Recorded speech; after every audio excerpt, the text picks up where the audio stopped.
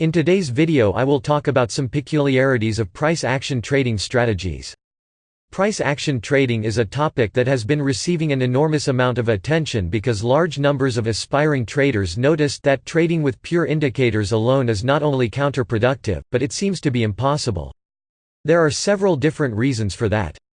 The most obvious of those reasons is that technical indicators tend to smooth price information in a linear way, which is a really bad idea since price action is actually nonlinear. On the other hand, technical indicators are extremely attractive because they attempt to offer simple solutions to problems that are actually quite difficult in reality. Most people end up realizing this problem rather quickly, so they immediately gravitate to price action trading, and they also start to consider price action trading almost like a religion which tenets cannot be destroyed. Before getting a little deeper into price action trading, let me briefly summarize the conceptual problems attached to pure indicator trading. The first problem is called Omnipotence Paradox, which is a philosophical demonstration that displays how omnipotence is actually a paradox in realistic terms. This notion can be extrapolated to pure indicator trading and the relentless pursuit for the holy grail of the markets. To illustrate the omnipotence paradox in terms of the financial markets, imagine the following situation. It's impossible to build a tool that avoids a problem that it was designed to solve. In other words, it's impossible to build a technical indicator that avoids the complexity of the market at the same time it attempts to brilliantly solve it. It's obviously a paradox. The second problem is called the Bony's paradox, which claims that any tool that attempts to solve a complex system becomes less understandable as it becomes more complete. Once again, that's a feature of complex systems like the market. Tools that attempt to explain or describe the market become less understandable as they become more reliable because the markets are complicated. This is why we need a combination of several mildly complex tools to arrive at useful conclusions about where price is going instead of one incredibly powerful tool that explains it all. The third problem is called dimensional loss of price representation. Price charts are a bidimensional representation of something that is multidimensional. This is obviously a problem because there is a clear loss of useful information in this process.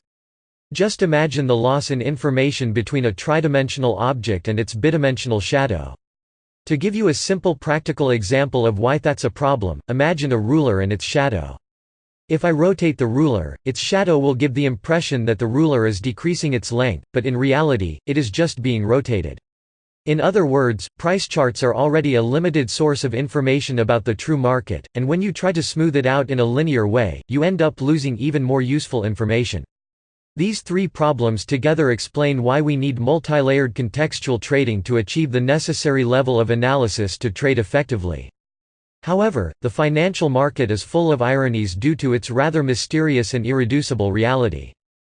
We already established that price-action trading is far superior than mere technical indicator trading, but the imperfection of some indicators can give rise to price-action patterns that could not be achieved in any other way.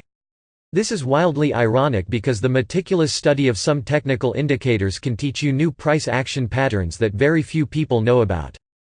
By definition, if very few people know about a certain technique in the market, this technique can certainly give you an edge over the other traders. One of the price-action techniques that are derived from meticulous technical indicator studies is the fractal candle. The conceptual idea of the fractal candle is achieved through the careful study of momentum and its flawed and imperfect representation on a chart. However, the application of the fractal candles is exactly like any other price-action technique. That way we eliminate the lag that is usually attached to technical indicators. Another great thing about price-action trading is that it takes into consideration the small nuances of candlesticks, which are extremely important for the creation of a compelling story to describe the relationship between buyers and sellers.